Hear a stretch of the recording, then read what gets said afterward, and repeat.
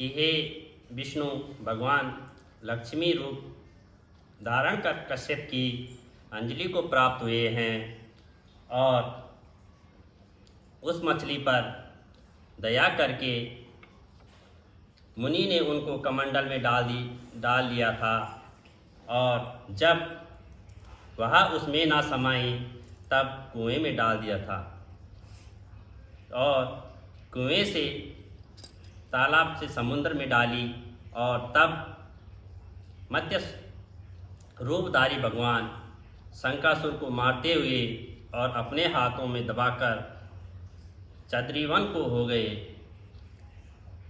और वहाँ सब ऋषियों को बुलाकर भगवान बोले कि जल के भीतर वेद निमग्न हो गए।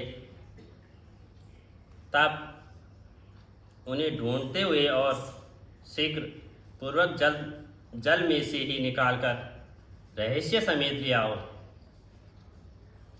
तब तक मैं सब देवताओं समेत प्रयाग में निवास करूँगा। तो नारद जी बोले। तब तपोबली उन मुनियों ने बीज और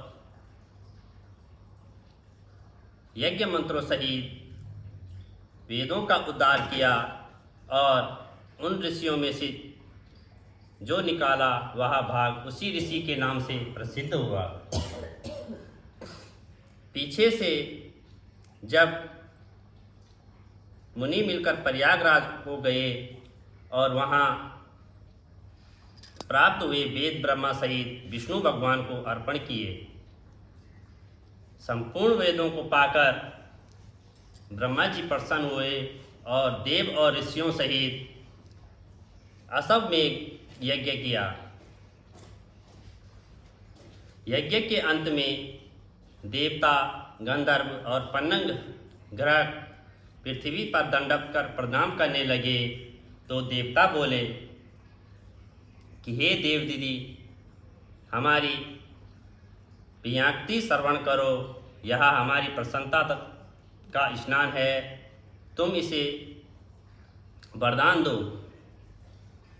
हे रमापति, इन ब्रह्मा जी ने इस स्थान में नष्ट हुए वेद फिर से पाए हैं और हमने यज्ञ में भाग प्राप्त किए हैं, इसीलिए आपके प्रसाद से यह स्थान पृथ्वी में अत्यंत श्रेष्ठ है और पुण्य देने वाला है।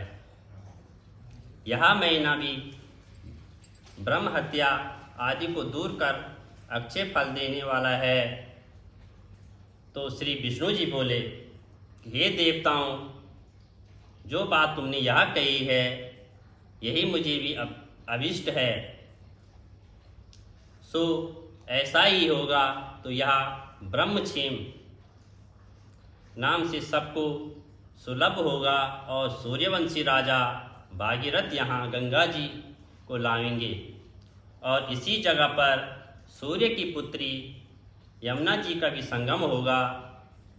तो जो पुरुष अपने पितृस्वरों को यहाँ श्रद्धा करे और पितृगण की मेरे स्वरूप को धारण करेंगे तो मकर संक्रांति माघ मास में प्रातःकाल स्नान करने से उनके दर्शन मात्र से ही संपूर्ण पाप नष्ट हो जाएंगे। जैसे सूर्य से अंधेरे का नाश हो जाता है और उनको मैं सौलज्ञ, समीप्या और स्वरूप्या इन तीनों प्रकार की मुक्ति क्रम से देता हूँ। तो हे मुनिवरों, मैं सर्वज्ञ रूप से बद्रीवन में सदैव निवास करता हूँ। जो फल और स्थान 100 वर्ष में मिलता है वह तुमको एक ही दिन में प्राप्त होएगा। उस स्थान के दर्शन करने वाले मनुष्य जीवन मुक्त हो जाते हैं। तो सूत जी बोले, विष्णु देवताओं से ऐसे कहकर ब्रह्मा जी सहित वही अंतर्ध्यान हो गए और इंद्रादिक देवता भी अंशों से यहाँ रहकर अंतर्ध्यान हो गए। जो मनुष्य शुद्ध चित्त से इस पवित्र कथा को सुनते हैं उनको प्रयागराज और बद्रीवन में जाने का फल मिलता है। बोल बद्रीनारायण भगवान की जय।